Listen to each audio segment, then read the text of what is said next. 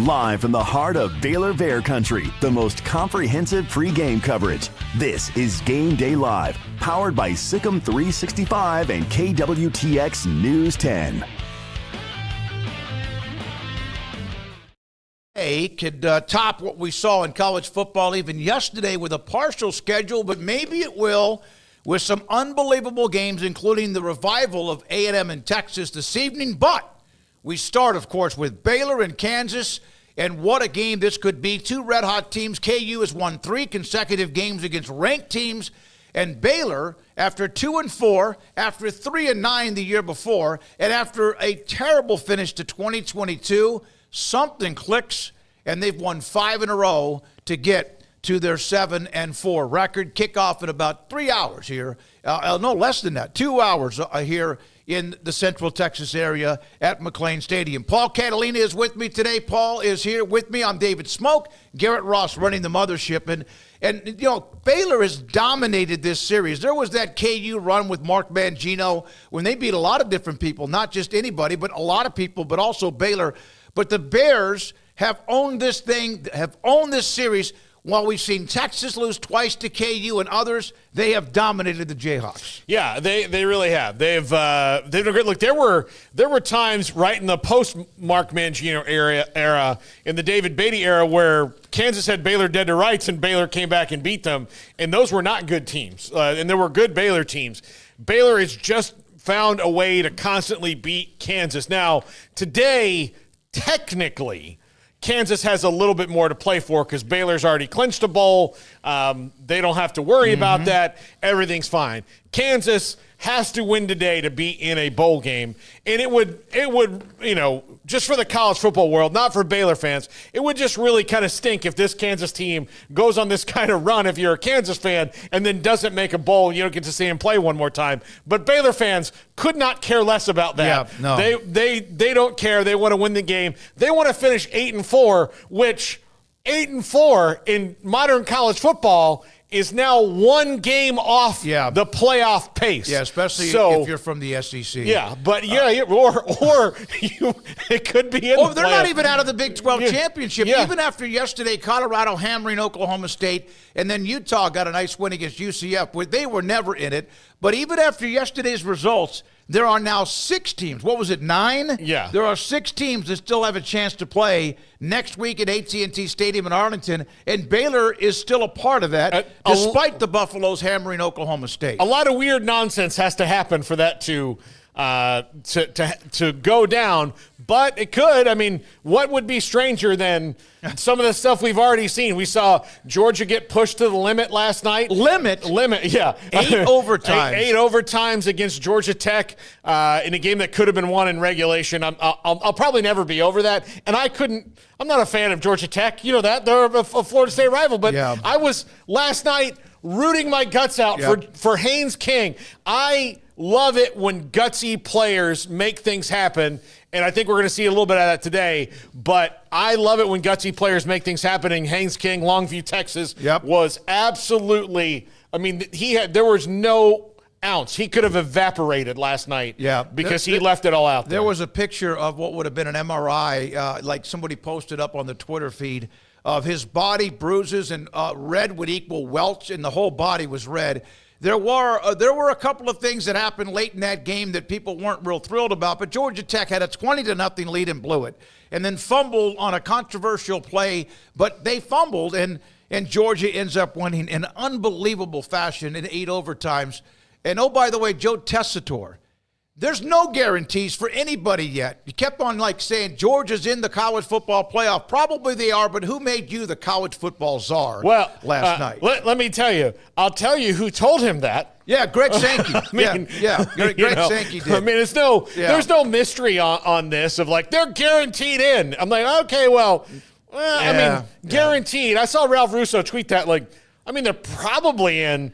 I mean, guaranteed? But guaranteed. No. There's a lot that can happen. If A&M or Texas go in there and really beat them badly, that would be 3 losses plus barely winning in 8 overtimes. You got to give them credit for winning. You're right. No, but we understand how the College Football Playoff Committee, Mack Rhodes is on that committee. Former Baylor interim coach Jim Grobe is on that committee.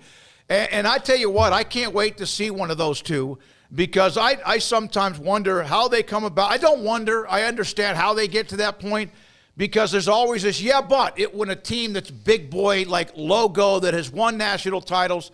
But again, that all remains to be seen. And that game tonight in College Station is huge, too. Baylor against Kansas, and then we're going to go to Royden Ogletree at McLean Stadium.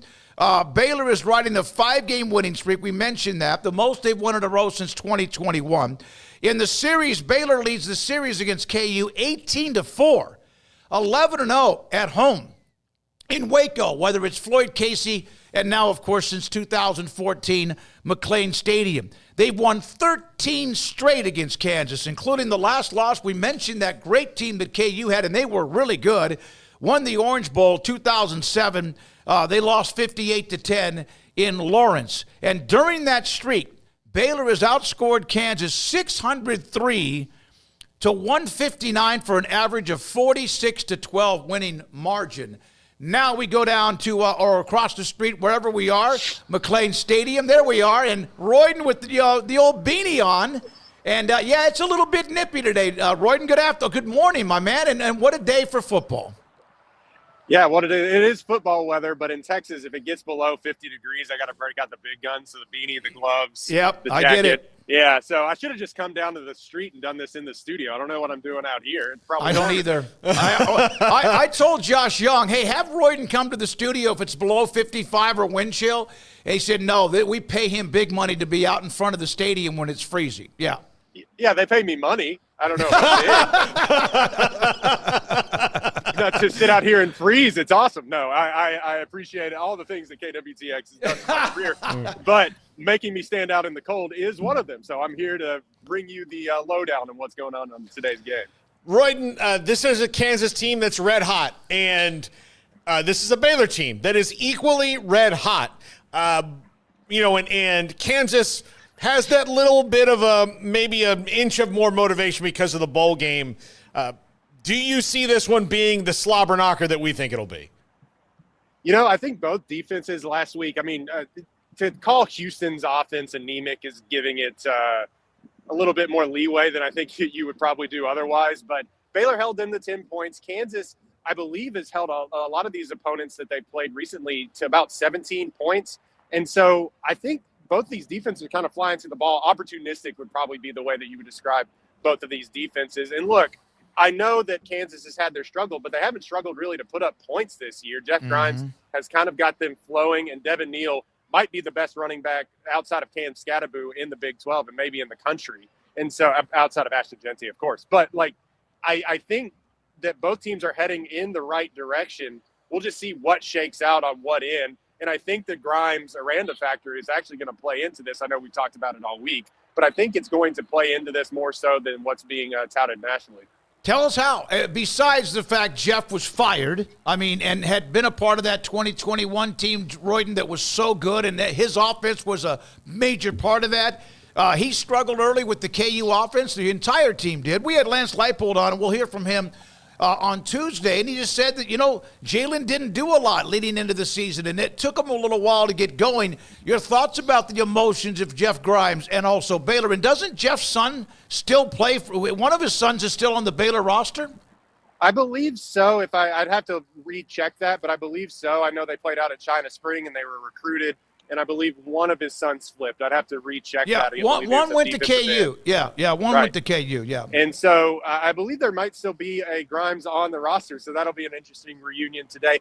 And look, I'm not sure what the emotions will be like, but I do know he was here, and they had a relationship, and Aranda decided to go a different way, and it wasn't working. And quite frankly, it was not working here at Baylor in what he was trying to do, with switching to Chapin from Bohannon and trying to run that offense without a super mobile quarterback, that wide zone offense. Jalen Daniels is running more this year, has proven that he is still mobile despite the injuries. But the problem with their offense this year is that he was just turning the ball over. He has over like a dozen picks, I believe, this year. And so he just wasn't playing up to snuff. That everything has to be going seamlessly in that offense to get it going in the right direction when you have all these moving parts in the wide zone spread offense and maybe less so with the just spread them out offense that you see under Jake Spavital. So I don't know what the emotions are going to be like between him, but they went up against each other in practice for 3-4 years here in Waco. So they should know what each other are doing. I don't think there's going to be any surprises here at all. Yeah, Royden, part of it is just maybe Jeff Grimes helping the defense out a little bit, or helping, like, just knowing those little things, the little bits of it. If Baylor is to win this game, is this one that's maybe on Bryson Washington and Dawson Pendergrass to maybe counterpunch what Devin Neal is going to throw at him? I believe so. I think this is going to be a very fast game.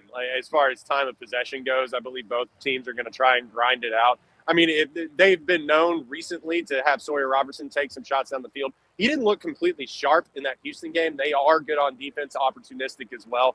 But I believe if the shots are there, they will take them. But Bryson Washington is running so pure and hard that it'll be tough to see if they just don't get it into the hands of both of these running backs and try to have a time of possession battle down the stretch. So that's what I'm looking to see today. Well, one other thing, and Royden Ogletree, KWTX with us Game Day Live in front of McLean Stadium. Ought to be a pretty good crowd, despite a lot of people maybe wobbly from Thanksgiving or out of town because of Thanksgiving. Garrison Grimes is, in fact, on the Baylor roster, son of Jeff Grimes. Yeah, and the other, of course, transferred after his dad went to KU. You get to be around the players most of the time, even though sometimes that access is in the morning. We don't have a chance to get over there. Jack McKenzie does that for us. Have you noticed a complete difference in even the mentality, the look in the eye of the players since they started this streak compared to when they were 2-4? Well, I have to give a shout out to Chad Bothering because he's the one that goes to those games so far this season since I've transitioned over to this role. But talking to them after the game, there's just a sense of oneness and a sense of they're having fun finally. When we were talking to them post game after those losses, especially after that Colorado loss that was so heartbreaking. By the way, they could end up playing each other again in the Big 12 championship. I believe that's the scenario you were talking about. Mm-hmm. But the transition from winning cures all ills, and talking to Josh Cameron and talking to the players afterwards and after those wins, it's all smiles. And I think they believe, and I think they believe in what the coaches are doing. And I think especially when you see up front, the offensive line is playing as one down the stretch. They may not still be the most talented or best offensive line in the group, but they are going hard and doing what the coaches tell them to do. And I think they're believing in what they can do as a group. And I think, look, you win 5 in a row, all of a sudden things start to look a little bit brighter. Your food starts to taste a little bit better. The sun is shining, mm-hmm. Birds are chirping, and all of a sudden we're going to a bowl game. Things have turned around. Our coach is still here. I believe that half of that is the winning. Now, would this still be the same if they hadn't won 5 in a row? Who's to say? But they have. And so I believe they are starting to believe that as well. All right, I think we normally, this is it when we see you at the start of the show. There was a time when Darby was doing this that she'd come on later on. We want you to stay in the cold weather. So I'm just kidding. I'm just kidding. I think he was just going to cut off the feed right now. No, Royden, I'll tell you what. Sorry, my phone isn't working. I don't know what happened. No, when we sit in the press box, which I know we're fortunate to be covered up in a lot, but they open up that window right there at the front of the press box, and I'm usually in that front row. And when they do that on a day like today, man, it takes a little while for the body to get used to it. So I'll get payback. You'll get payback to me when that about 11 o'clock that window goes up. Hey, man, get some more warmth, buddy. And thanks for doing what you do. And we will, I guess, at some point discuss the bowl game down the road and what we're going to do. Yeah, I believe there is a litany of bowl scenarios. Most of them come on, I believe, December 26th. There's, one up in Fort Worth. There's one in Memphis. There's also one on January 3rd that could be in the mix. I'm shooting for the Texas Bowl. I'm from East Texas, so maybe we can go down to Houston. But there is 5 or 6 bowl scenarios, which is really throwing off Christmas plans. But here we go. Yeah, I know. Thank you, buddy. Thank you, Royden. Have a great week the rest of the day in your coverage. Chad Bothering as well. And what they'll do today with KWTX. We'll be at the game at 11 o'clock kick. Garrett, you and I, post-game. Devin Bobby expected to be our post-game guest, the defensive back out of DeSoto. A lot more to get to, including hearing from Kansas football coach Lance Leipold. Also from a couple of players, including Devin Lemire and also Dawson Pendergrass. That and more. We'll hear a little bit from Dave Aranda, of course, and Ricky Thompson, former Baylor receiver, sideline analyst. What a day for college football. What a week it's already been, including yesterday and last night's crazy with Georgia beating Georgia Tech in 8 overtimes. This is Game Day Live. Game Day Live, sponsored locally by Central Texas Plumbing Solutions and Bird Colgin Ford.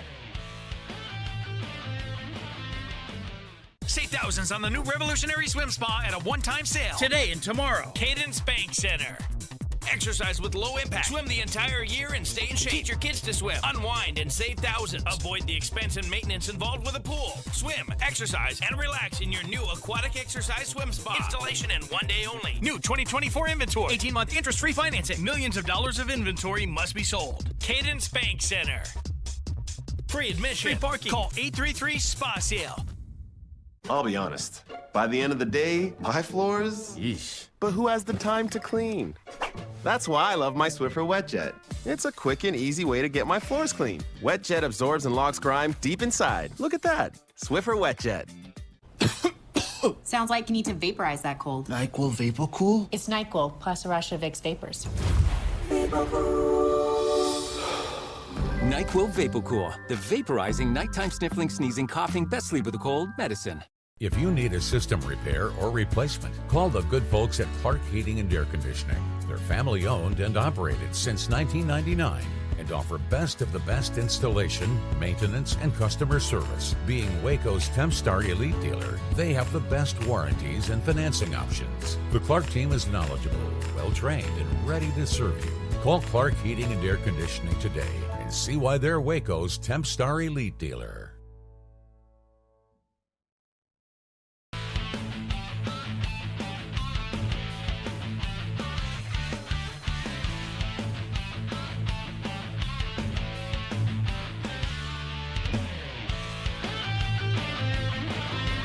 How important is it to kind of end the season, regular season, on a high note against Kansas?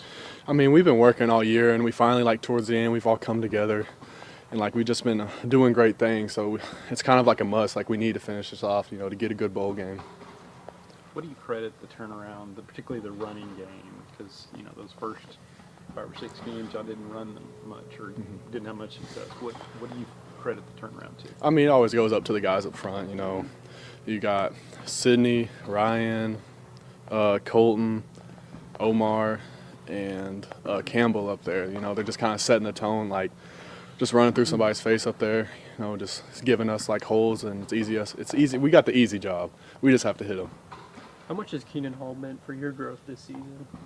You say that again? How much has Keenan Hall meant for your growth this season? How important has he been? Okay, yeah. I mean, no, he's been really important. He's always with us. He kind of loves us. He just talks about how he's like a dad to us. He would die for us and stuff like that. And he just means a lot to me. Among those offensive linemen, Gavin was talking about how Omar brings some fire to that group. How so, from your perspective? What does he add to that offensive line? Just how he plays. He's just a really physical player. He plays for his teammates. He doesn't just play for himself. I don't think anybody on our team plays for himself, but it's just what it starts with. And he kind of sets the tone up front. Is he a vocal guy? Yeah, he's vocal. Yeah, he'll get up in somebody's face after him, let him know what he just did to him too. So he just gets the whole offense running. How great was it to see the defense step up the other night and cause 4 turnovers? They really saved us. They were the MVP of that game. They were just there everywhere they were supposed to be. They were there. Feels like forever ago y'all were 2-4, but kind of what was the key to staying together and sticking to the process when y'all knew y'all were able to perform like this? It's just kind of like a brotherhood. We want to see each other succeed. That's what it all comes down to. All the people that were here last year, they didn't want to go through the same thing. We still had a chance to turn everything around. We kind of just set the tone going into that Texas Tech game on the bye week. Just got our minds right.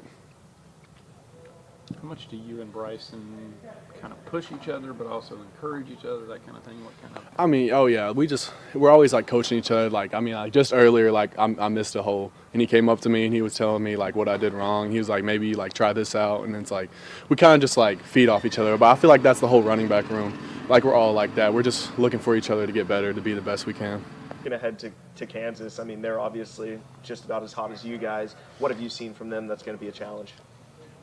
They're not gonna lay down. We're gonna have to go up there. They're gonna play physical too, but we play physical as well. So I mean, it's gonna be a dogfight. That's what I'm kind of looking for. Those are the fun ones. Fresh off an interception, what was that like for you guys in the secondary? For Devin Bobby to get one, Snacks to get one. What was that like? It felt good, just because we've been wanting to get one for so long. We've been putting in the work in practice, and we haven't just had them fall in our hands, or if we've had opportunity to miss them. So to capitalize on them and for it to benefit the team was positive for us. How important was that game to the group, just looking at the season overall and kind of how you've been playing? How important was that Houston game? I mean, it was really important, because we went into it kind of knowing Houston has a really good defense. So this is going to be a defensive battle. So we knew that we just had to go out there and match their intensity, which I think we did a good job of doing. And I think it helped build our confidence as well. Facing Coach Grimes this weekend, do y'all feel like y'all have a little built-in advantage because you've seen the wide zone so much in practice? For sure, but there's a little small changes that they do with the Kansas offense, and they're also operating at elite efficiency, even better than 2021, which is crazy to think about. But but I think having all those reps from 21, 20, or 21 to 22 are going to definitely help. How tough will it be to stop Jalen Daniels and Devin Neal? I mean, it's always hard when you have really good players. They're very dynamic. Like Jalen Daniels, obviously he can really throw the ball, but he's very mobile. They like to involve him in the run game. And then Devin Neal's been around forever, since, 2020. So he's a really experienced back. He knows to get north and south. Like you said, Jalen can throw, but is priority number one stopping the run? Just because, that's kind of what gets them going, it seems like. Yeah, it's stop the run. They're going to run. They're going to lull you to sleep, and they're going to try to hit you over top with a big play. So it's just stopping the running, but maintaining our eyes and being able to stop the big shots. I mean, you're on this, streak. How important is it to kind of finish the job in terms of ending the regular season on a high note? I mean, it's big. Every game is big, though. I don't think we think of it that way. I think every game is a new game. So I try to approach it that way. I think the rest of the team tries to approach it that way. And, we take care of business, let fate do its job. If everything works out, y'all are in the Big 12 title game. How crazy is that from when you looked at y'all were 2-4? It's really crazy, but, Coach Aranda always emphasized, even when we were 2-4, he was like, we're not a bad team. You think about all the games that we lost. BYU, we played terrible in the first half. Colorado, we gave that up. Utah, we didn't play to how we should have. And then, Iowa State was the one game where, we got beat down a little bit. But to think that where we're at right now, it's cool to see that Aranda held his belief in us, and we held belief in each other, and now we're here. Get ready, Baylor fans. The ultimate game weekend experience awaits you at the Baylor Club. Kick off your weekend with our Friday Night Live pep rally. With live entertainment and special appearances from the Baylor Spirit Squad, it's the perfect way to start your game weekend with a roar. On Saturdays, don't miss our Knox Hall tailgate. Enjoy delicious food, ice-cold drinks, and great company as you gear up for the big game. And after the weekend's excitement, wrap it all up with our famous Bear brunches on Sundays. Don't wait. Make your game weekends legendary with a Baylor Club membership today. Baylor Scott & White Southwest Sports Medicine and Orthopedics, the team physicians for Baylor Athletics, diagnosing and treating all sports-related injuries, including concussions. These specialists also provide orthopedic services for athletes and non-athletes alike, whether it's knee or shoulder pain, a wrist injury, orthopedic spine care, and even an arthritis and total joint clinic. Trust the doctors Baylor Athletics trust. Baylor Scott & White Southwest Sports Medicine and Orthopedics wants to get you back in the game. Make Camp Finfo the destination for your next visit to Waco. Whether you're catching a football game, exploring the silos, or just looking to get away, Camp Finfo Waco is conveniently located 6 miles from downtown and Baylor University. Voted the #1 best vacation rental in Waco for the last 2 years, this camping resort features cabins and RV sites and is brimming with premium amenities like on-site dining, sports courts, a swimming pool, and more. Start making unforgettable memories and book your stay at Camp Finfo Waco. Edward Jones Financial Advisors Ben Erlinson, Brad Wilson, and Cam Heathcott understand these are difficult and changing times we live in, but they know how important your financial investments are to you. So is your financial advisor staying in touch with you and helping you navigate today's financial climate? Invest with Edward Jones Financial Advisors Ben Erlinson, Chuck Verno, Brad Wilson, and Cam Heathcott, who invest their time and experience back to you and your money. And like coaching athletes, investing money is about time, patience, and encouragement. Contact Ben Erlinson at 254-759-8533, Brad Wilson's location at 250 Sharon Drive in Woodway, and Cam Heathcott in Conroe. Edward Jones Financial Advisors Ben Erlinson, Brad Wilson, and Cam Heathcott, proud sponsors of 365 Sports. Edward Jones, making sense of investing, member SIPC.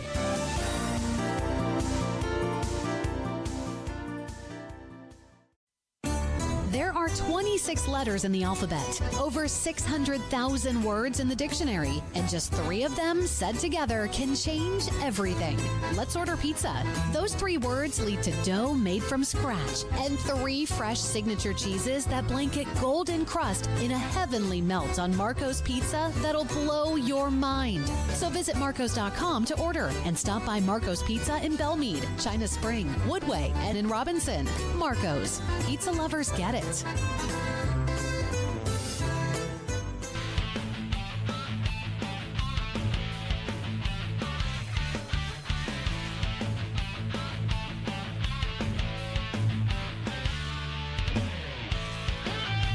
Into Game Day Live, I'm Garrett Ross with today's Keys to the Game presented by Richard Carr Motors. Last week, Baylor was able to keep their winning streak alive as they went into Houston and took care of the Cougs, but at the same time, that defense for Houston posed some problems for Baylor. It also showed some flaws in this offense that are able to be exploited by teams if they could pull that off. Coming up this week, Baylor welcomes in Kansas, a red-hot Jayhawks team, to McLean Stadium for the final regular season game of the year. And Kansas is one of those teams who can take advantage of some of those flaws that we saw last week with Baylor. So it's going to be crucial for Baylor not to make those same mistakes this week against this red-hot Jayhawks team. So here are 3 keys to the game that Baylor is going to need to do to come away victorious and send their fans out with a happy farewell to McLean Stadium this regular season. First and foremost, you're going to have to slow down Devin Neal. When you look at what the running back has been able to do for Kansas, has been really impressive over the season. He is over 1,100 yards rushing on the year. On 199 carries, he's found the end zone 15 different times. Last week against Colorado, he made a real statement in this game where he accounted for over 3 touchdowns. He had on the ground. He had a reception that he was able to take to the house as well, put up some ridiculous numbers. He holds multiple accolades when it comes to being the best running back in Kansas history, and they've had some good ones come through there. I know you got to dig back deep, whether it's Gale Sayers or John Riggins, but Kansas has had some running backs in the past. So what you see from Devin Neal is very impressive. And we know, like if you're in Waco, you've kept up with Baylor over the past, you know that Jeff Grimes, who's now the offensive coordinator at Kansas, when he gets his offensive cooking, it can be dangerous, and Devin Neal has taken advantage of what Jeff Grimes has been able to draw up over the past few weeks, and it's going to be crucial for Baylor to slow him down if they want to have a chance to beat the Jayhawks. Our second key to the game for Baylor is going to be attack the middle of the field. When you look at what Kansas could do defensively, they have 2 of the best cornerbacks in the nation in Kobe Bryant and Melo Dotson. Last week, Kobe Bryant was able to come up with 2 passes deflected against Colorado. As a whole, Kansas had 4, and Kobe was able to come away with 2 of those. Melo Dotson has proven to be a shutdown corner all year long. You do not want to throw at this guy. He will make you pay. He's got over 25 interceptions on the year. And this is a situation where while Baylor would like to be able to take advantage of their speed on the outside with guys like Monterey Baldwin and Ashton Hawkins, you hope that Ketron Jackson and Hal Presley can become a factor in this game. I think this is one where you don't really want to test Dotson and you don't want to test Kobe Bryant because they can make you pay. And if you look at last week with Sawyer Robertson's struggles, I think that Baylor would be successful finding a way to attack the middle of the field and not letting Bryant and Dotson become a factor. I think that's where you can see Michael Trigg step up and become a big crucial role in this offense. I think you can take advantage of his size in the middle of the field. You can have a lot of success. Also, if you get the rushing attack going and you're able to run up the gut as well, then you make Dotson and you make Bryant kind of sneak in and try to respect that. Maybe take a couple of shots over the top top at the end, but I think you really got to work the middle of the field early and often for Baylor to have success against this Kansas defense. And finally, it's going to be ultimately just take care of the football. Whichever team has the less turnovers in this game, it's going to be victorious. I know that's pretty plain and simple, cut and dry, but like I've mentioned, Sawyer Robertson threw 3 interceptions last week against Houston. And if you go back to what I just talked about with Kobe Bryant and them, it's going to be very, very crucial for Sawyer Robertson to take care of the football in this game, be efficient. He has shown that he can do that over the 5-game winning streak. He's become one of the more efficient quarterbacks in the nation with his QBR that leads the Big 12. But at the same time, you got to be very, very disciplined with the football against this Kansas defense who's going to make you pay if they are able to take care of your turnovers. At the end of the day, I think this is one where neither defense is going to get any stops. Getting a stop is going to be a luxury in this game for both defenses. I expect a shootout in this, and I honestly wouldn't be surprised if Kansas was able to spoil Baylor's day because they need one more win. If Kansas gets this win, they become bowl eligible. So they're going to be in this. They're going to be dangerous. They're going to be hunting. I like Baylor in this one. I think Baylor can get the job done. It's going to be 42-38 in this game, but it's going to be tricky. And it's going to be difficult for Baylor to pull off. But that's going to do it for today's Keys to the Game. We'll be back with more Game Day Live right after this. Central Texas Plumbing Solution is the team you can count on to go the extra mile and resolve your plumbing problems quickly and thoroughly, getting it done right the first time. So when you need some help before the big game, call Central Texas Plumbing Solutions. How do you get a free treat at DQ? Just ask for the tacos. That's right. Buy a Texas T-brand taco combo at any DQ location in Texas and get a free treat. Your choice of a DQ sandwich, a small cone, or a dilly bar. It's one tasty combination. Zesty, crunchy tacos and the cold perfection of our soft serve. Only for a limited time. So get your taco combo and free treat today. DQ, that's what I like about Texas.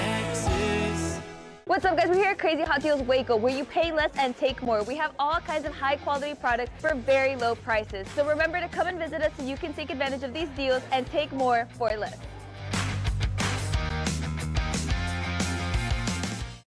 Santa! Look, Santa ate the cookies! Anyone eat the creamy creations last night? And the pies? Salsa? Wait, there's a note? There's no HEB up north. Thanks, SC. Central Texas Plumbing Solution is the team you can count on to go the extra mile and resolve your plumbing problems quickly and thoroughly, getting it done right the first time. So when you need some help before the big game, call Central Texas Plumbing Solutions. Toys for Tots final drive-thru is December 13th.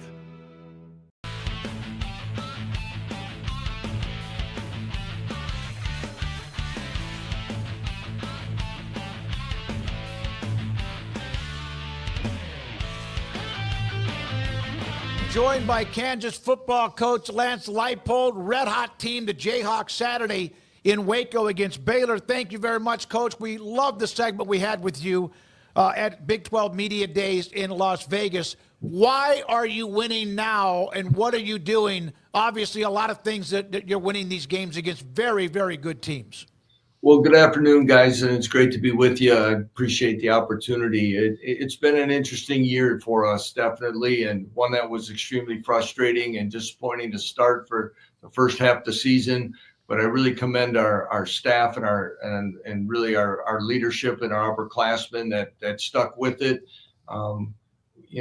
We weren't finishing games. We weren't making big plays when we needed to. We tried to address it. We talked about it in different ways. I think our players owned it, didn't make excuses, didn't blame someone else, and we kind of stayed with it. And what ended up being a highly challenging back half of the schedule is one that we played our best football in. And I told the team at the halfway point, guys, we can, as you know, and our guys didn't lose confidence that we could play with people. And I said, we can win all these games down the stretch, but if we don't get any better, we won't win any of them. And that's the way this conference has turned out to be. Did you feel there was a mental and emotional light that went on at some point that's allowed you to get this winning streak, or was it just the accountability that you just talked about? I can't say that there was like one thing that all of a sudden, boom, we started to do something and we changed something in practice or honestly, we didn't make any changes in personnel, and we just kind of stayed with it. We worked a little bit more on some, some 2-minute situations or some other ways that we could try to improve some of the things that weren't closing out games or halves and things like that. And I hope that has helped us a little bit, but I just think sometimes I've said this in many interviews is we've talked about it for many years here that really in a course of a football game, there's probably 3 to 5 plays that are going to highly dictate which direction the outcome happens. And we weren't making those plays happen for us on our end. And now we're starting to do that. And we all also tried to tell our guys, we need to play our best when our best is needed during the course of a game. And I think we've been able to do that and get stops and get some plays and control the ball when we needed to. How would you describe the season-long journey of your quarterback, Jalen Daniels? Well, again, Jalen's such a fine young man and a talented player. First half of the season is not what he wanted it to be. I think, there's probably a point of all of us, and it starts with the head coach who didn't do as well as he should have for the young man of gauging maybe if the word rust or what it was from not playing where it was. He didn't take any 11-on-11 snaps in the spring per se.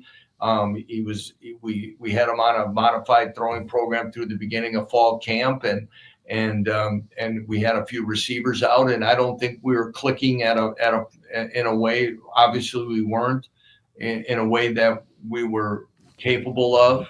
I think he tried to make too much happen. He put a little extra pressure on himself, tried to create some plays at times and some throws that he probably isn't making right now and is better in the decision making and better in ball security, and that has given us a chance. And I think really from about the Arizona State game on, he's played to me like the Jalen Daniels of old, and he's continued to play really well for us here. What have you seen with Baylor? They're red hot too, just like you are. This is like about a month and a half ago. This might not even have been on ESPN Plus, and I'm just joking because we could do that with you because both teams were struggling. But you guys are red hot, and so are they, Coach. What do you see from what they're doing? Yeah, I wouldn't disagree with you. I don't think ESPN Plus would even pick that one up. I don't know. It might have made the Ocho or something. Dave Aranda has done an outstanding job, and their team's playing well, winning 5 straight. They're impressive. They're probably the team that of all the teams we've played this year that are playing the fastest as far as getting the ball snapped. So we'll have to get lined up, get calls, and be sound.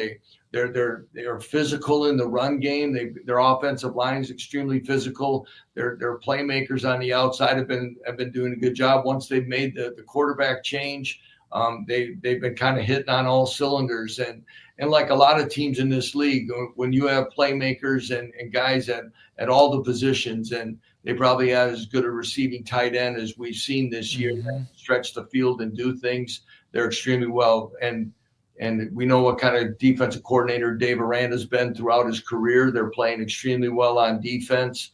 Again, aggressive and physical and sound. And the other thing that sticks out with this group, they're excellent in the special teams area, and they've created some big plays. And I look at some of the guys they use in the return game. They're big physical runners. Most of the time your return men are smaller, kind of quicker guys, make you miss guys. They got powerful runners with great speed and can make quick decisions as well and plant and go. And it's going to be a big challenge for us, and we need to play well in all 3 phases once again. Your team is on a bit of school history here. If you win the game and make a bowl game, it would be the first team in Kansas history to make 3 straight. How much of a focal point has that been, especially for the guys that have been with you from the jump, the guys who haven't transferred, the ones who have been Jayhawks from day one and are now graduating? Well, people have asked what we've talked about these last few weeks about where it's at. And today's young men, they know how many games you need to win to get to a bowl game. They understand. They've seen it somewhere else. They don't need their head coach to stand in front of them and tell them what this game's really about. To me, we did address it's kind of like a playoff type game for us. You win, you get to play again. If you don't, you're done. And there's a lot to be said about that it's a highly meaningful game against one of the best teams in our conference currently, who's playing the best in the last month and a half. And and it's a place we haven't won before at the University of Kansas. We haven't beaten Baylor in an awful long time. So there's a lot of big challenges with this. And our guys have known that, just like we've kind of gone these last 3 weeks, actually 4 straight games of ranked opponents. It's been what the Big 12 conference has turned out to be. It's a little bit of a gauntlet, and we've got to embrace it. And I know our guys will be excited about kickoff. Coach, you've won a lot in your career, and you're rebuilding and renovating the program where you are now and reaching certain thresholds. Do you ever, or in this time period, do you ever question yourself other than just like, what do you need to do differently? What's that like when you're on a streak like you were earlier? Well, again, I probably, after it's all said and done, and I don't know when we ever take a breath anymore in this profession, but there'll be a moment where you really kind of look back at it, and it was probably in many ways it could be the most disappointing season of my head coaching career, because expectations were very high and we did not match that to begin. And as you guys know, we're doing a lot of things facility wise in our stadium, and there's investments, and when you're not playing well, that can put a dent in things and excitement and all those things, and you take that personally, and it's frustrating. And like I said, we didn't change a whole lot because we believed in what we were doing. We were just finding a way to play a little better. But yeah, it's a unique thing that you kind of look at and you get a little disappointed and look at it. But as much as it is, depending on Saturday's outcome, this could also be one of the more rewarding seasons of my head coaching career as well. Lance Leipold, head coach at Kansas, was with us on 365 Sports. Jalen Daniels was coming back from injury, in the spring and all of that. Do you feel like he had to shake off rust when the season started, and that's why he was wonky and not himself, or was it just kind of the way the season was going? Probably a little bit of each. I would say, like I said, he was there. There were some times I think he was trying to make big plays instead of just making a good consistent play. But he has made so many of those for us in his time here. And I never wanted to pull the reins in on him. I never thought about taking him out of the game. That was never going to be a thing. Jalen Daniels is one of the biggest reasons why this program has turned around. And I believe in the young man and love him dearly for everything he's done, the person he is every day. But there was probably some things that, like I said, Jalen Daniels was not the only reason why we were not successful. I want to make sure we say that. There were a lot of things that in all 3 phases that we did not do well enough to win games. But I do think there was probably some time away, like I said earlier, some 11-on-11 work of what happens and sight lines and everything that you see that we we should have done a better job, and that's on me. That we didn't give him maybe as much scrimmage work and other things that we probably should have before we hit the field for regular play. What can you say about Jeff Grimes and how this thing has flipped? And he obviously pretty emotional, I would think, coming back to where he spent his last few years with Baylor. Yeah, Jeff's a consummate professional. He doesn't say much when it comes to this, but I know he has a lot of pride in how he goes about his work. For our offense to get on track and do what it's doing doesn't surprise me, because I know the work and the time he's put into it. I again, just much like with Jalen, there's a lot of this that as the head coach, it's my responsibility, and I have to own the fact that I made Jeff learn this offense and do what we'd been doing. And I don't want to say that he was uncomfortable in it, but I do know there's some adjustments, just like for anyone. And what I've been able to see really for the last 4 weeks or so, him feeling really good about what we're doing and how we're going into games and attacking it. And I know, he'll have the guys ready for Saturday.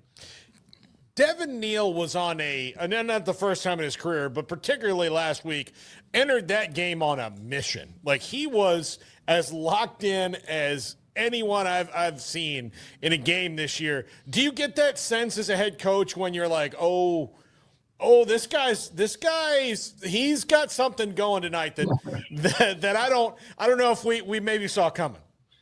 Yeah, it was, we felt for us to have a chance to win this game that we're going to have to win it up front on both sides of the line of scrimmage. And you could say that about so many games, but this one was special because we knew we were going to have to be able to run the ball, control the clock some, because they are so explosive offensively and they can make things happen so quickly. And it was one of those that even after the BYU game, he knew that he was going to be carrying the ball a little bit more this week. And at the same time, I think if you're going to write a script though we're not playing in Lawrence, but if you've got the local guy who stayed here, is playing his last home game, I don't know if there was more fitting ending for a guy in his regular season career as a Jayhawk for what that young man put up on Saturday. And one of our viewers just said, I'm thankful for this guy, Coach Leipold, coaching at KU this season. So thank you very much, man. Great to see you. Appreciated your time in Vegas and hope to see you very soon. Thank you. Thanks, guys. Let's do it again sometime. Appreciate it. Yes, sir. Rock Chalk. Lance Leipold. Game Day Live, sponsored locally by Central Texas Plumbing Solutions and Bird Colgin Ford. Black Friday is on now at Du Bois Furniture. Once a year, the deals are steals. Black Friday savings store-wide, plus special purchases up to 70% off, plus 25% off rugs and accessories. Black Friday is on now at Du Bois Furniture. Hi, I'm Mark Stewart with Bird Colgin Ford. Join us for our Black Friday sale where over $16 million in inventory is on sale right now. This month only, get a 24 F-150 for under $500 a month, or a 24 Bronco only $470 a month. Selection and save all month long at Bird Colgin Ford during our Black Friday sales event. Visit us anytime at bkford.com or come by and experience better at BK Ford. At Spectrum, we believe every day unlocks unlimited possibilities to bring you closer to the people and places you love. Spectrum transforms your gaming experience into a galaxy of adventures. And with the fastest, most reliable internet, you're always front row to the entertainment you love, no matter where you are. Get Spectrum Internet Advantage for $20 per month plus a 3-year price guarantee. Call 1-833-294-0246. Spectrum Internet gives you the power to stream all the shows, movies, and sports you love. Black Friday mattress savings start now at Du Bois Furniture. Dream deals on Sealy, Tempur-Pedic, and Stearns & Foster mattresses. Up to $800 off. Plus receive up to a $300 in-store credit. Now at Du Bois Furniture.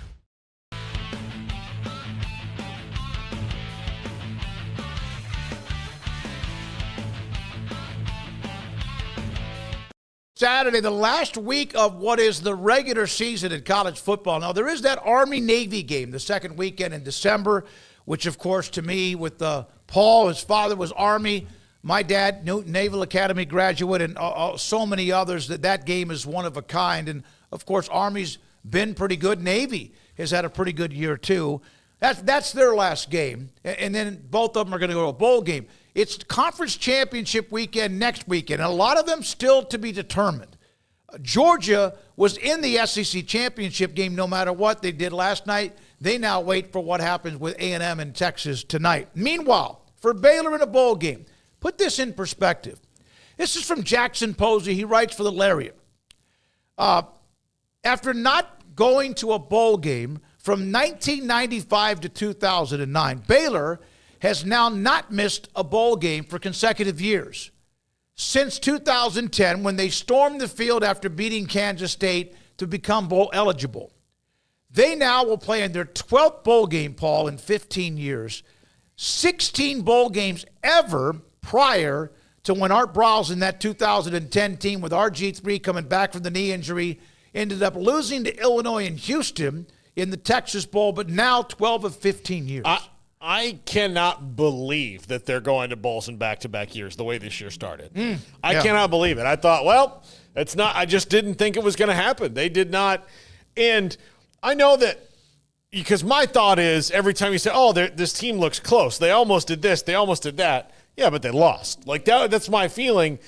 But this is one of those rare occasions where, no, they really were close, and they just needed, remarkably enough, a bye week to kind of let it all click, and then they've been on this run since then and haven't lost, which, you know, you don't often see this, and this is two teams in the same exact boat. Kansas was one game worse off than Baylor. It had higher expectations entering. They were exactly one that we thought could be a part of the mix. So you see, well, you're close. Well, it means that most of the time it means that you're just not good. Yeah. And or when they say, man, they play so hard. Yeah. Yeah. It just means you're not that good. But in the case of these two teams, which is so weird that they're playing at the end of the year, and especially now with 16 teams, they could not be playing at all in most seasons. They're playing at the end of the year, and they both had to have that. No, we really were close. Yep. We just had to change a couple things, and then when the light came on, it came on. And you think about games like Colorado. Had the ball twice down, 3 or whatever to BYU or 6 and at home. Last night. Break Camp Rising's thumb. Yeah. 25 minutes earlier, you might win that good. I kid. But let's look at yesterday. There's 2 games in the Big 12, and my goodness, Colorado just put what was already Oklahoma State to sleep, 52-0. Travis Hunter had 3 touchdown catches and a pick, and they rolled. That game was never close. Mike Gundy and Oklahoma State do not win a single conference game, and his 17 or 18-year streak of a winning season or better is over. And it's just been a nightmare. And they had like 24 or 20, they had like 18 to 20 starters back from a team that last year played Texas in the Big 12 championship game. Yeah, that's that Colorado game. I was eating lunch. We were eating lunch with my aunt and uncle in Frisco. And we were at their, they live at a really cool golf course there in Frisco. We're at the clubhouse there, and I'm watching Travis Hunter toy with Mike Gundy in Oklahoma State. Oh, yeah. He absolutely was toying with them. And most years, I pretty much have a guy that I want to win the Heisman all by himself because I'm a strong, opinionated person, which is why I do this job. That's why we do this job. Smokey, I know that the votes are going to go to Travis Hunter, and they very well should. If they could do 2 Heismans for 1 year, because this is a very special year where both these guys are doing Heisman things. Sometimes you're thinking of Ashton Jeanty, the running back from Boise State. Yep. Boise State. Ashton Jeanty and Travis Hunter. There are a lot of years where there's really one guy doing Heisman things, and there's a lot of guys that you're kind of pushing up and like, they're right there. But there's some years where, if you really look at it, nobody's done Heisman things. Because it's really at the heights at this award, you've got some, the Bo Jacksons and Archie Griffins and Herschel Walkers of the award. Well, that's where these 2 guys are right now in the same season. And they only give out one of them.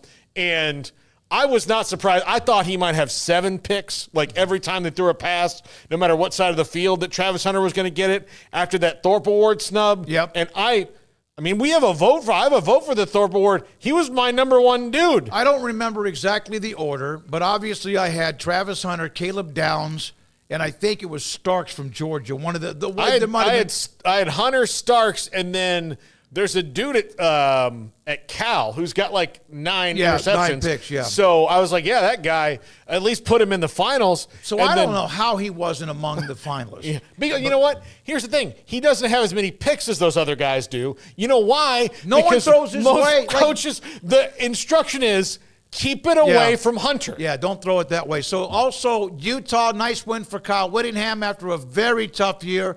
There is speculation. He's even mentioned that he doesn't know how long he's going to continue to coach. Talk about continuity.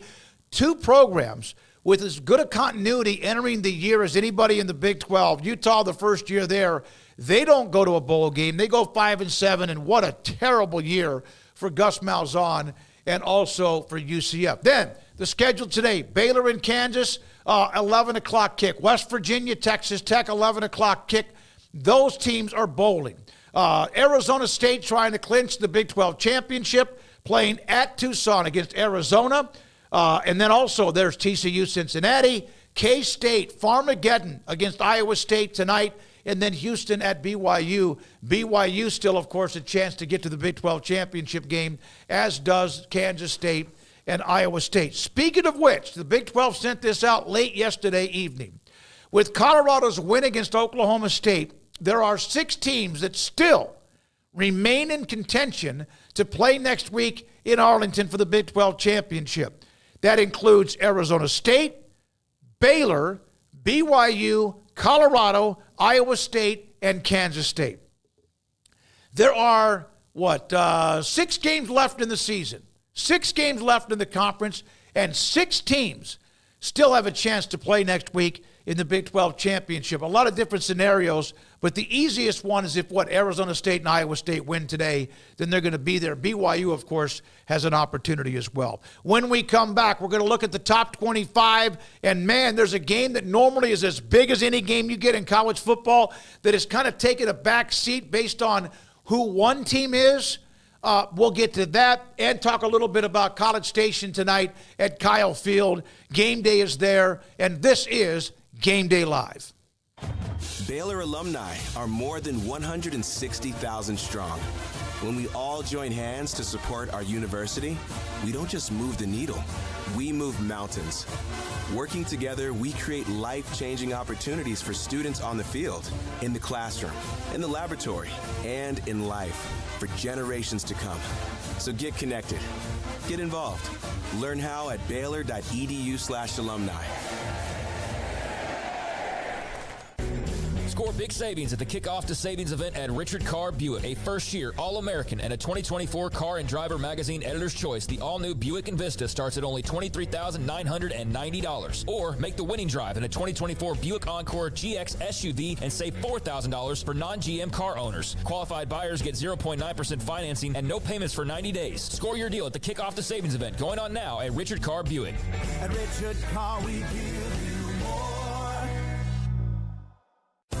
At Ideal MRI, we feel blessed to be part of the Waco community. We're a small family business here in Central Texas. At times like this, the cost of healthcare has never been more important. And unfortunately, significant illnesses and injuries still occur. And that's why Ideal MRI is open and here to serve you through this difficult time. So if you need an MRI, ask your doctor about Ideal MRI. You can schedule online in minutes at idealmri.com or call 833-IDEAL-MRI.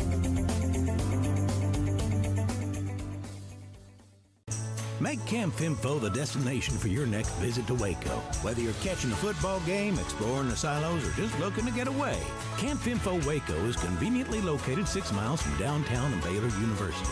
Voted a #1 best vacation rental in Waco for the last 2 years, this camping resort features cabins and RV sites and is brimming with premium amenities like on-site dining, sports courts, a swimming pool, and more. Start making unforgettable memories and book your stay at Camp Finfo Waco. Get ready, Baylor fans. The ultimate game weekend experience awaits you at the Baylor Club. Kick off your weekend with our Friday Night Live pep rally. With live entertainment and special appearances from the Baylor Spirit Squad, it's the perfect way to start your game weekend with a roar. On Saturdays, don't miss our Knox Hall tailgate. Enjoy delicious food, ice-cold drinks, and great company as you gear up for the big game. And after the weekend's excitement, wrap it all up with our famous Bear brunches on Sundays. Don't wait. Make your game weekends legendary with the Baylor Club membership today.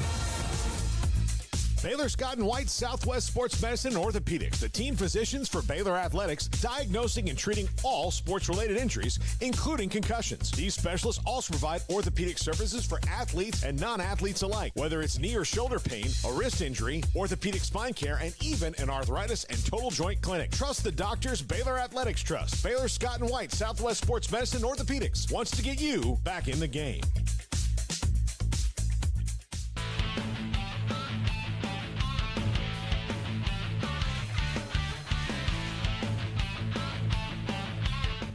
Saturday morning, brisk. We heard from Royden Ogletree from KWTX earlier outside McLean Stadium.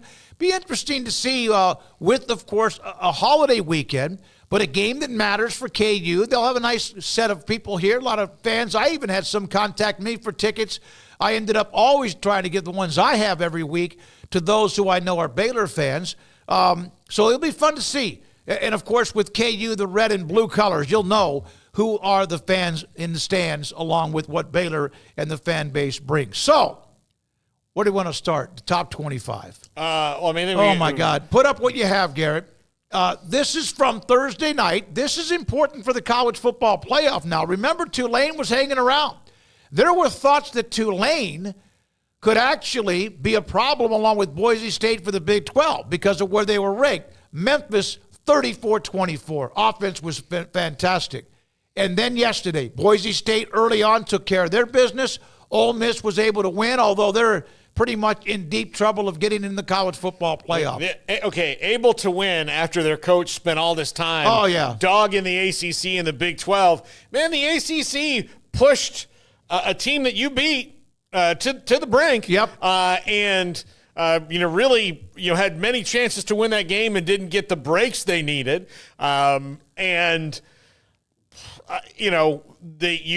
You've lost to 3 Big 12 teams in a row in bowl games. You lost to a less than mediocre Kentucky team who's not going to a bowl. You lost to an LSU team that has the entirety of Tiger Nation in a panic. So maybe don't say these things that are based on history and not facts. Right.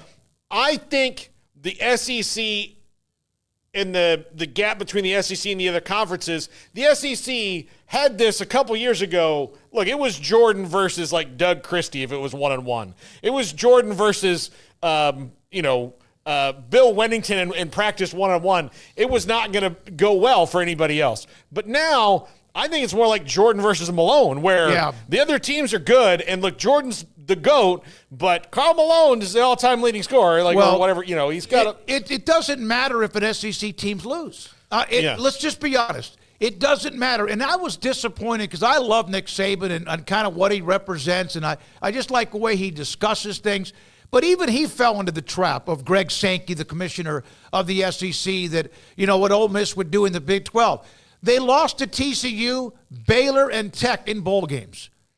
They lost to those teams in bowl games. And it wasn't like those were years when they didn't want to go play in those games. Those were years when Ole Miss was trying to build something where they are now. But it's like Georgia. If they lost last night, the first thing you'd hear about this morning, and we heard it last night. Yeah, but they played it. You have to win games. There's no question the SEC's really pretty good. Never a doubt. They've won all these national titles, but it doesn't mean every year your top 5 teams are the best 5 teams in the country. But 2022 Georgia has no effect on 2024 Georgia. No, and it should. That's the problem, is that all of this is based on yesteryear. We need to get to a point where we are evaluating teams on the now, not on what they've done in tradition. If not, let's just make sure that Michigan, Oklahoma, and all the blue bloods are the league and move everybody up. That's what they're trying to do. Exactly. So let's just do that. I'm exhausted by this argument over and over and over again. The games have to matter.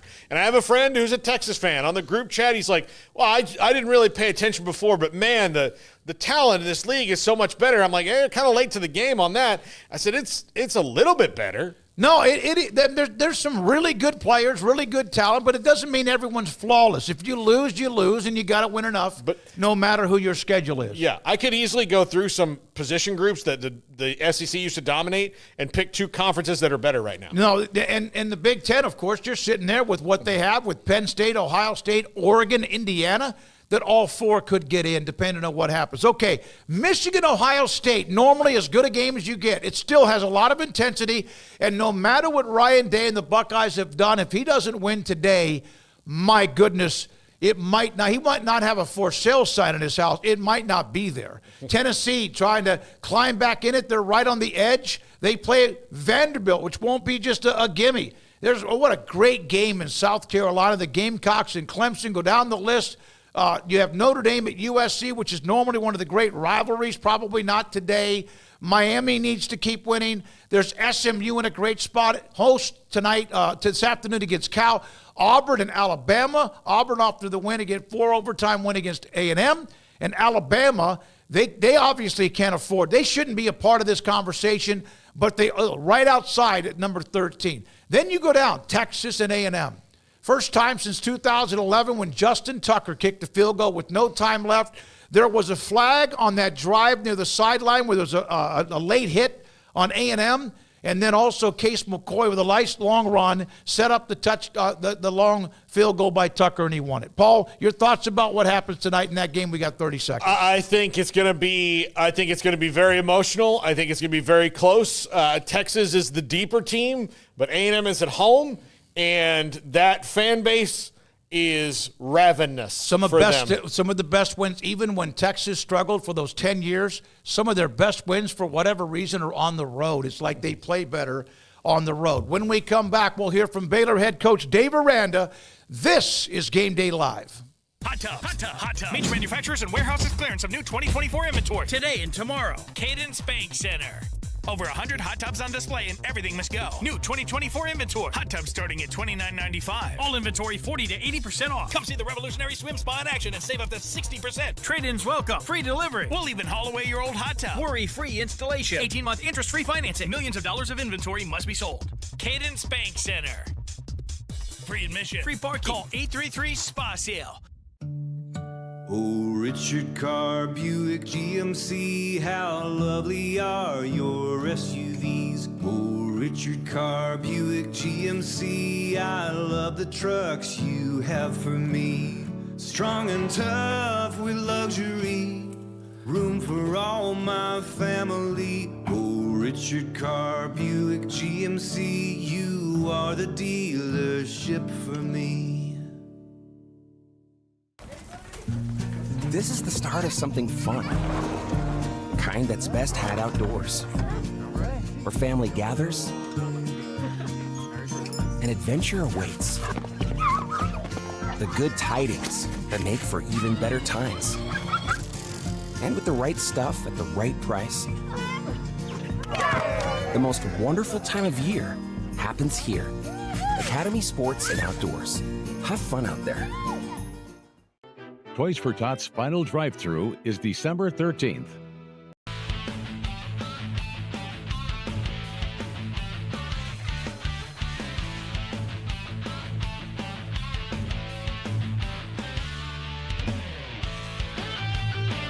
Sideline analyst, former Baylor wide receiver Ricky Thompson with us. It's Baylor and Kansas.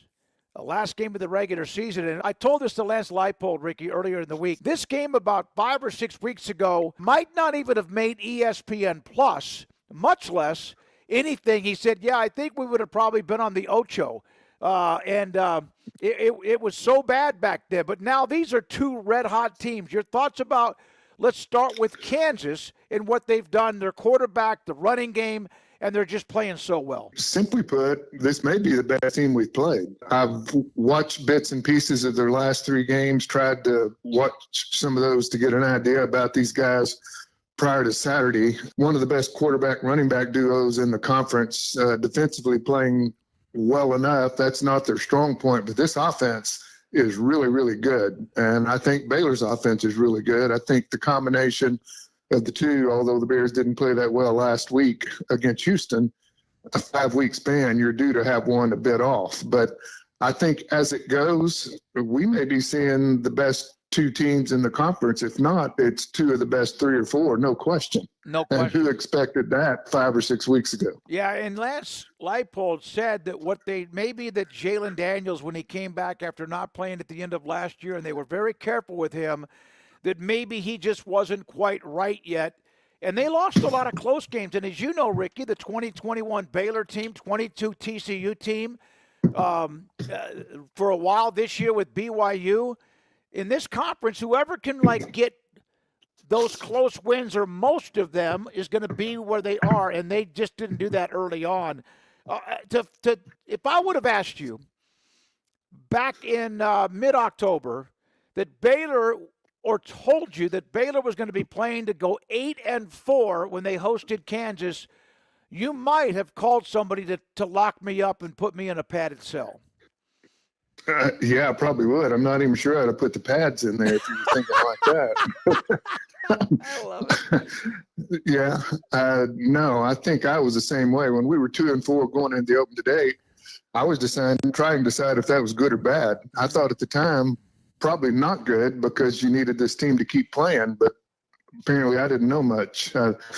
they go into the open date and reel off 3 straight. And what's impressive, they have another open date, and now they've run 2 in a row again. So in Kansas, Smoak, if you go back and take out the last 2 minutes of their games this year, they're 9-2. So think about that. These losses that they've had, most of them, I guess 4 would be in the last 2 minutes, and they played some really good teams. And then they just strum Iowa State, Colorado.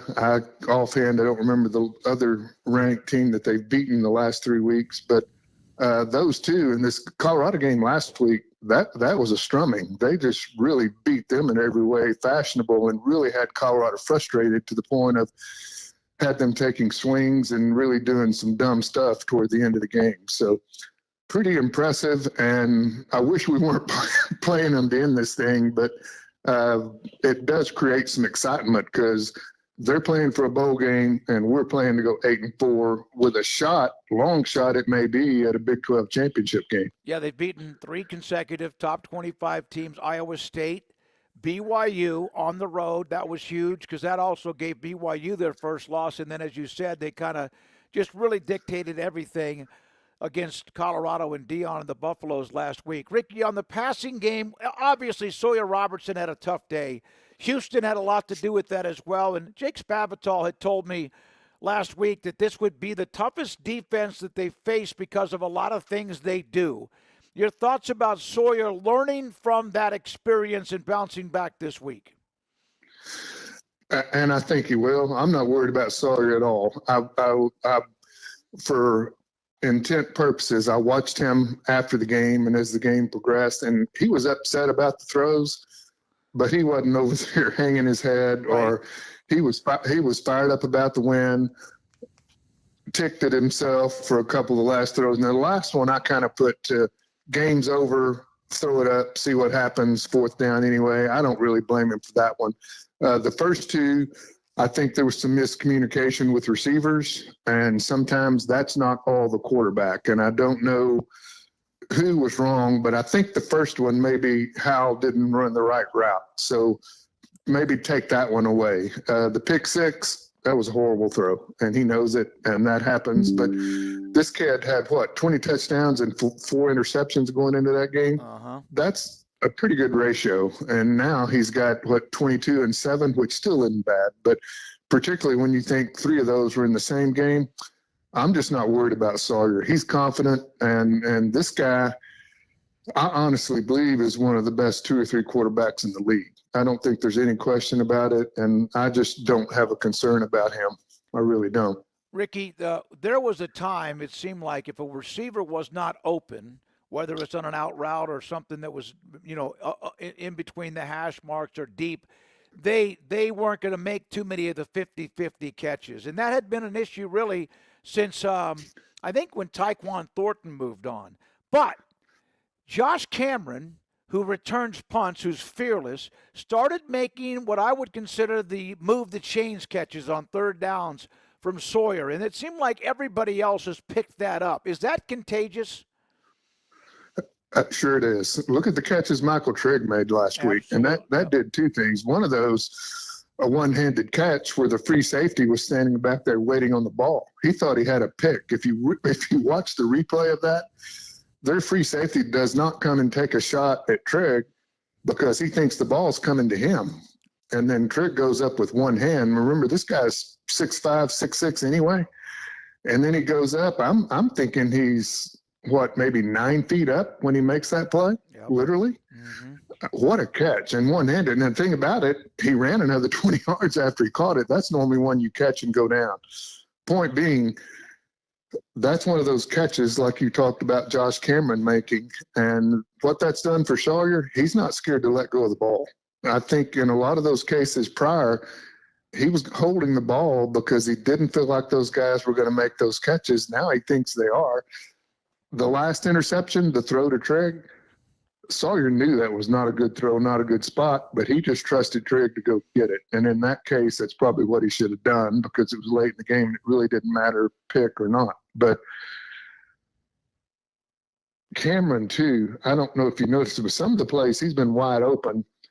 These throws maybe have been a bit behind, a bit ahead of him, and he has all hands reach back and grab the ball. Those look like easy catches because you're wide open. They're not. If you're a receiver and you're going full speed and the ball's behind you, that's a tough catch. And he's made 4 or 5 of those, Smoak. And gosh, that keeps the chains moving. That keeps your quarterback slinging the ball. He's been great. And I think all these receivers have picked up on that.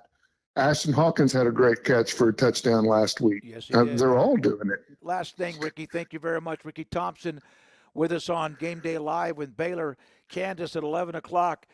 8-4 if they win, 7-5 if they don't. Bowl game is here, 12 of 15 years. And you think about some of the ups and downs from the last 10 or 15 years. What is it like as an alum, a former player, a letterman, to see this program? Because it was about to be 3 years in a row of disappointment, and they pulled it out of a ditch. What's it like for former players, and how proud are you of the program? Well, I think that's it. You're just proud of it. You're proud to be associated with it. You're happy, number one, for these kids because they've earned it. I mean, they didn't – and they hear the noise. They hear it in a different way than we do out here on the street, but they hear it. They're aware of it. They know what people are saying about them, and they either huddle up into a big huddle and just crash, or they come out fighting. And these dudes have more than come out fighting. They come out into a really, really good football team. And Smoak, that's win or lose Saturday. I mean, you never know. This is a great team. If they lose 7-5, go win a bowl game, you're 8-5. Don't tell me anybody at 2-4, however many weeks ago at that, would not take 8-5 for this year, because they would. And the other thing that does, think about how that builds confidence for going into next season. I mean, you're coming off into a spring and an off season and a bowl game, and you're coming back from 8-5. Your recruiting hangs on. You keep most of these kids that are committed. You've got a ton of kids coming back, and you go into those first games thinking you're pretty good. And remember, one of those first games next year is Auburn at home.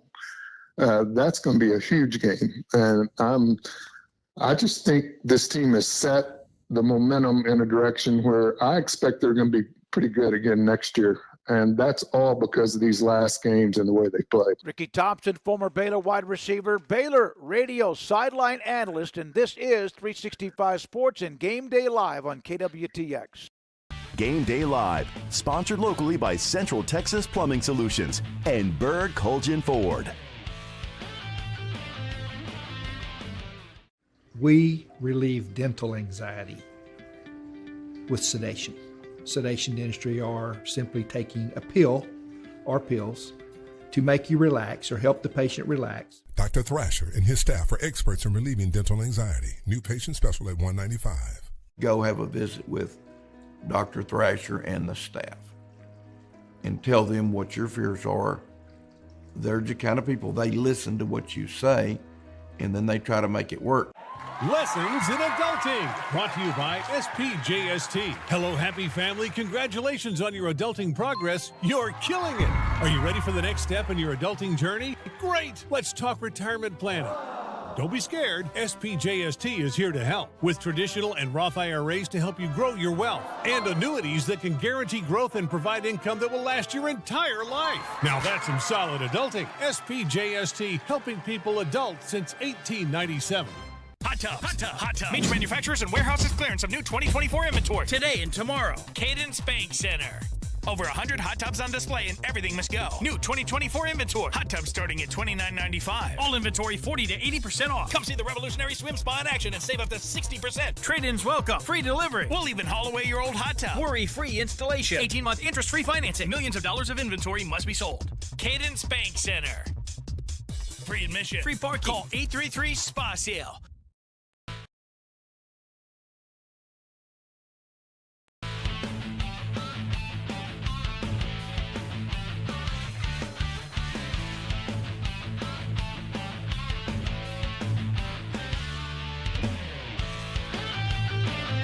Good to see you guys. Excited for this week. A lot of respect for our opponent. You pop on their tape and way apparent. Probably the best team we've played. I'd say, you look at all three sides of it, and you look at the level of what they're playing. Right now, this is the best team we've played, and so our guys feel that way when they watch it, and so it demands attention. What do you see in Jalen Daniels? Just kind of what has he done this year? The run game's clicking for him, and so they can run wide zone and get 7-8 yards any time they want. So I think he plays with the confidence that that's the case. I think a lot of people are playing him off and giving him field outs and things. I know that we had some quarterbacks here that took advantage of that when that was apparent to him. I think the run game has opened up. There's a lot of bluff back into the boundary and crack and loads, or there's alleys down the sideline, and makes you have to defend with 11. I think the more receivers make plays when the ball's in the air, which they've shown to do that, you're running out of people to cover all the people. And so I think they've got things clicking on offense over there. It's going to be a tough matchup. Going against an offense like this, does that, excite you at all that you get to get in the lab and, scheme up something to try to slow them down? It's going to take better tackling than what we've done. I think, for some of the positive things from Saturday, the negative, and it's been too long a negative, is just the lack of tackling, guys leaving their feet and chasing ankles and all this other thing. It just it lessens us, and I think it makes us look small and weak and vulnerable. And so you have to be able to step on people's feet and put your face on their face and run through them and this whole thing. And we have not done that to the degree that we should. And we're going to have to in this game. If we tackle like how we've tackled, we're not going to win the game, And you look at the Colorado game, there's a couple snaps, they're bringing Mike A pressure, playing man behind it, and Mike's right there about as far as I am to this microphone. And they struggled to make the tackle on Neal. And so there's tight end across the middle, missed tackle, and so we've done all of this throughout the year. And so we're going to have to be way improved in this area. And I think it's a call to attention. Jeff Grimes pretty well. Mm-hmm. Does that change things, make it easier? And will it be, good to see him at all? It'd be good to see him. I know that he's going to be looking at, he's going to look at all of it, but he's going to look at Iowa State, and that was probably our worst game. And he's going to want to replicate a lot of the things that were in that game.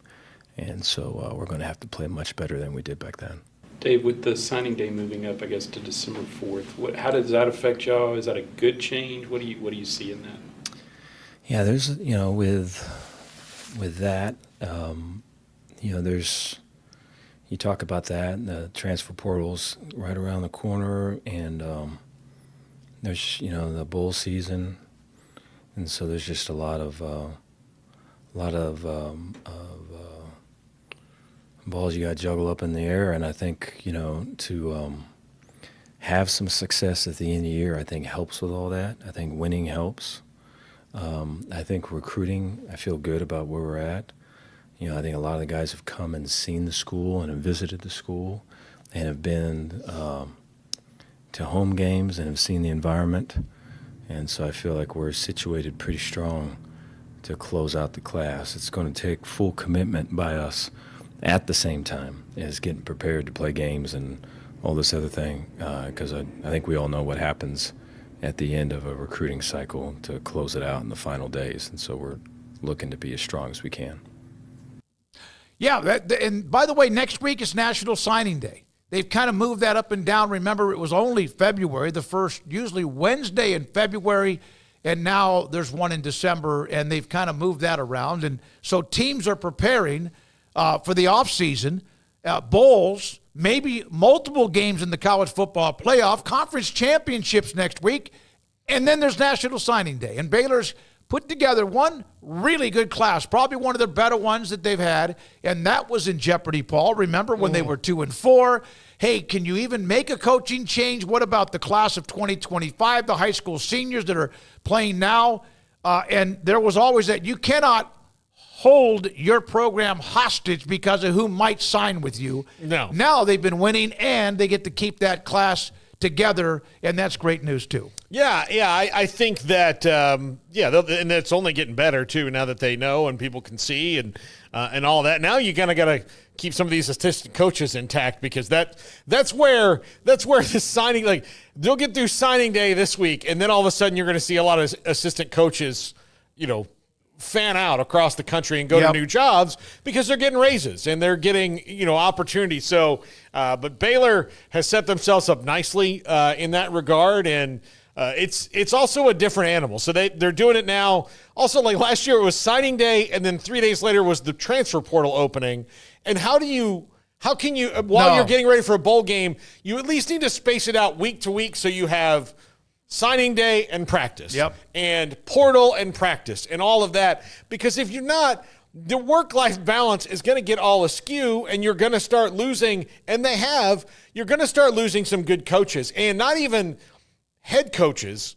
I'm talking about assistant coaches that are going to go, you know what, I will go take an NFL job for maybe a little bit less money right now to go do that and work my way up the ladder, because when their season ends, so does mine. Yeah, no, there's actually a timeline, deadlines, and things you cannot just walk away from a team in the NFL unless you're waived or you're a free agent. By the way, I wanted to say, everybody in the chat room, I've seen you from the beginning today, didn't get a chance to get to you, but Scotty B, BU Patrick, UC Fez, Derek Vaznika, I think this popped up today, looking forward to a good game. UCF, let's see, Paxton, Texas, a fan, of course, with Paxton. He goes, Smoak, this is back to what we mentioned about Joe Tessitore just basically saying that George is in if they win last night. And most likely, yes, they are, no matter what happens in the SEC championship game. But it was almost like emphatic, like it was Greg Sankey AI voice inside of Joe Tessitore. Wet Blanket, good to see you. Also, Double O'Neill. Let's see here. I think that's been a bunch of back and forth. Lorenzo Hayes, good to see you too. And then everybody that has been watching us on various parts. The KWTX, the powerhouse that we join right after the local news on Saturday mornings. And then also those of you in the chat. Plus, Sikkim 365 app is available, and 365 Sports YT. Paul, your prediction, we have about a minute here, Garrett. Prediction on the game. I'll tell you what I had. I think this is a dangerous game. I'm worried about whether or not this becomes BYU early for Baylor if they get down because of Kansas' offense. But they don't play that great on defense. They have great backside of their defense, KU does, but I think Baylor might be able to run the ball and set up some things with Sawyer Robertson down the field. I picked Kansas to win this game, and it's just because Devin Neal is locked in right now. Jalen Daniels is playing well. I think this will be close. I think it will absolutely come down to the wire, but I'm picking Kansas in the upset today. I think I said 33-30 Baylor. I look forward to this. I was regretting, like, oh my God, you got to cover teams whether they're going 12-2 or they're 3-9 like a year ago. 2-4 and 1-5. I was like, yeah, this I was game like, man. It's like we said to Lance Leipold. He was great about it. KU coach. This game back about 6 weeks ago would not even have been a stream game. Not even on ESPN Plus. And then he said it wouldn't even have been, well, it would have been on the Ocho, which is a channel I don't even know really. I knew about it. I heard about it, but not. So, Garrett Ross, great job. Thank you to everybody back at KWTX. Thanks to Paul Catalina.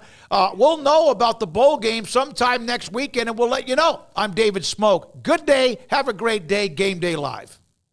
Central Texas Plumbing Solution is the team you can count on to go the extra mile and resolve your plumbing problems quickly and thoroughly, getting it done right the first time. So when you need some help before the big game, call Central Texas Plumbing Solutions. Hi, I'm Mark Stewart with Bird Colgan Ford. Join us for our Black Friday sale where over $16 million in inventory is on sale right now. This month only, get a 24 F-150 for under $500 a month. Or a 24 Bronco, only $470 a month. Selection and save all month long at Bird Colgan Ford during our Black Friday sales event. Visit us anytime at bkford.com or come by and experience better at BK.